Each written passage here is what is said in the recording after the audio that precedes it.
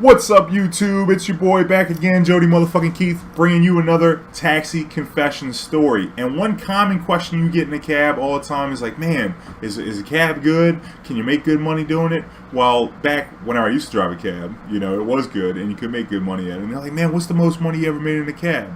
And people always up in your business. And I tell them the honest story. The best money I ever made in a cab was one day. And I don't think just because it was that day, but it was when the Super Bowl, New Orleans was hosting the Super Bowl in 2012. It was the Ravens versus San Francisco, right? And so the night started out, I'm going to watch the Super Bowl. The whole week has been good. I've been working. The Super Bowl is a crazy event. If the Super Bowl ever comes to your town, it is nuts. For the whole week, they got events going on, parties going here. And I was picking people up and getting free passes to the parties. And then on Super Bowl night, we had a crawfish boil, and it was the beginning of crawfish season. Had a crawfish boil, and then we were, I was leaving this party I was at, watched the whole game, the lights went out at halftime, then I come out the party, and it's like, alright, time to get to work. So I had some regulars waiting on me downtown, I had some other regulars waiting on me out in the suburbs, and so everybody was just kind of on call, they were on a list, you're going to wait an hour for a cab at that point, So I go downtown, and I go to pick up, I go downtown, pick somebody up. They're going short, so then whenever I go out to Metairie, pick up the Metairie people, bring them back downtown, and whenever I'm dropping off, I turn a corner, and this guy, he flags me down, and he's like, hey man, he's like, you think, and he was wasted. He was like, can you give me a ride out to the east, which is the eastern side. Now I come from the western side, and he's going to this RV park, which is kind of in the hood, but the city's sold out. You got to stay where you can stay. So I bring the dude out that way, and I'm driving. And this dude's trying to push some pills on me. I'm like, look, dude, I don't do no pills, man. But so he's like, yeah, man. He's like, here. I said, nah, dude, I don't want your pills. So he was offended because I didn't want to take his pills from him. And I was like, dude, look, bro, I don't fuck with no pills, dude. I'm good. You know what I'm saying? He's like, oh man. He's like, you don't want? I said, dude, hey, it's cool, bro. I said, yeah, you give them to me. Fuck it, dude. Just leave them in the fucking cab. I'll throw them bitches away. You know what I'm saying? And so we're driving. And then so I was like, yeah, I'll take him, just because he wouldn't let it go. He was like, yeah. So he's going to give him to me. I was going to throw him out the window. But he would not let it go about giving me these pills that I didn't even fucking want. So I just want to get this dude out the cab. So we're driving, and then he passes out. He wakes up. Whenever we get close, he wakes up. He's like, oh, man. He's like, what happened to my pills? And I'm like, dude, fucking you gave me your pills. You would not let me say no to your pills. Here they are right here. Take them back. He was like, oh, yeah, I only wanted you to have one. I said, well, look, I don't want any, bro. I told you that already. Here, take your shit back, bro. And so then he gets to the place where he is, and there's no action out there. So I'm trying to get back to where the action is. So I pull up, and he's like, oh, man. And I'm like, what, man? He's like, I forgot my girlfriend in the French Quarter. And I was like, you forgot your girlfriend? How'd you forget your girlfriend in the French Quarter? And he's like, well, I don't know, man, but we gotta go get her. I hope that's not too much trouble. I said, well, it's a little bit of trouble, but I'm not gonna let you go in and leave your girlfriend in the French Quarter. You know what I'm saying? It might not be your girlfriend tomorrow. And he was like, all right, awesome. So then we're riding back. The meter is running still, and so we ride back, and then we pull up, where I picked him up from, and then he gets his girlfriend on the phone, and now I'm talking to his girlfriend, trying to give her directions. She's pretty fucked up too. So I'm trying to give her directions. So then she ends up walking over towards me. Finally, she's 2 blocks away. We're waiting on her. She's walking towards us, and then this French couple rolls up on me, and I got dude in the back seat, and I'm driving a van, and so the French dude's like, hey, yeah, we're in town. We're just we're filming a documentary, and we're trying to we're trying to go to Slidell, which is east, but far east. It's 45 minutes away. And look, you don't want to take anybody to Slidell, it's only $80 fare, and it's Super Bowl. I'm not going that far away. So I was like, no way, dude. I already got somebody in my cab.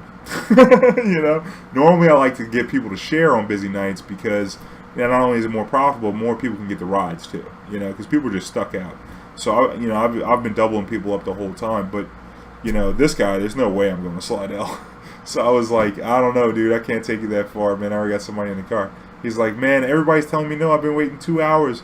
I said, look, dude, can't help you, bro. I wish I could, but I already got somebody in the cab, And then he's like, well, I'll give you $300.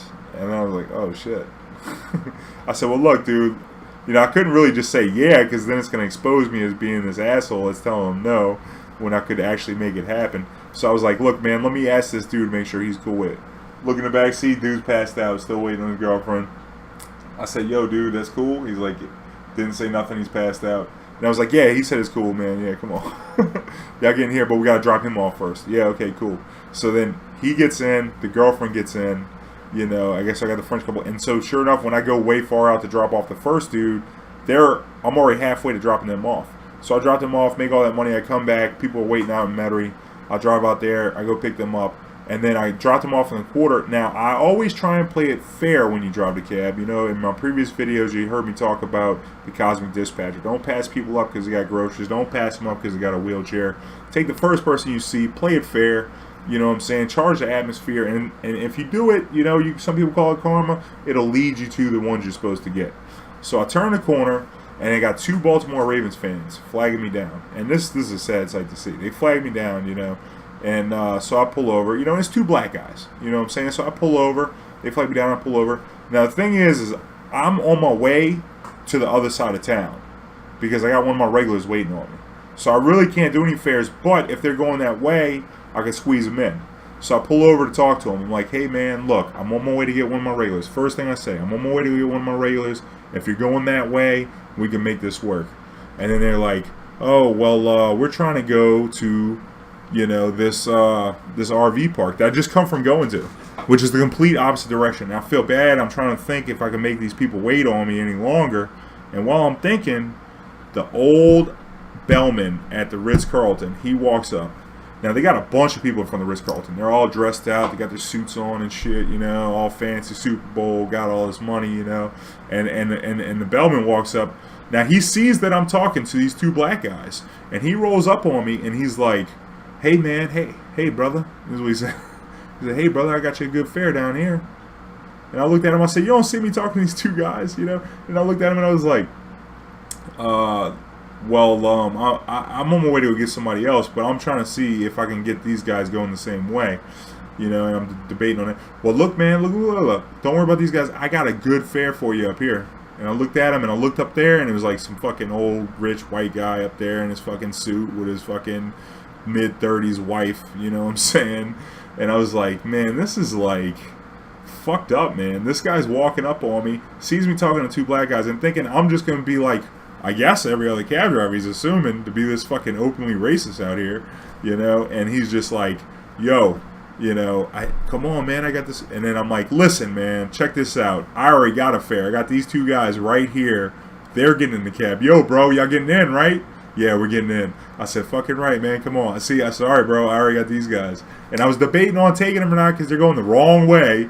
But you know what, just to spite this fucking bellman, you know, for being an asshole, I'm putting these guys in the cab. And they were fucking having a great time because Baltimore just won. And I was happy Baltimore just won because, you know, I graduated from high school with Ed Reed's little brother.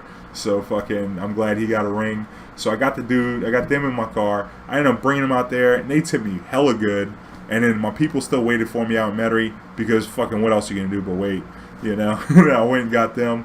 And then, like, I ended up getting another fare and another fare. Obviously, it was all night. And everybody was... I tell them the story about the guy who gave me $100 to bring him out there, and then I tell them the last story, and everything just let it in. And then they want to top it. Oh, he gave you $100? Here's $100. So through the whole course of the whole night, and it could have went different every which way. If I'd have said no to these black guys and picked these people, if I said no to everybody and went straight out there, you know. And so the thing is just do the right thing. You know what I'm saying? Charge the atmosphere, have a good time, be on a roll. And I ended up making like $1,300 that night, you know. And I didn't even miss the game. I came out at 10 o'clock, 11 o'clock at night. And I was done by 9 in the morning. I made $1,300. It was great, you know what I'm saying? But, you know, it feels good to do the right thing, you know, and it feels good, especially to spite some motherfuckers trying to do some dirty shit. So, like, you know, make sure, you know, like, just try and stay on a good course, have some good karma in your soul, and, you know, good things come to those, you know? So, those who, you know, don't partake in the fucking racist bullshit of Bellmans. So, anyway... You know, I hope y'all enjoyed this story. You know, thanks for tuning in. Check out the other stories down below. If you liked it, you know, hide your kids, hide your wife. But tell your friends where to find us. Like, comment, subscribe. Check it out below. And one love, good vibes. I'll catch y'all on the next one.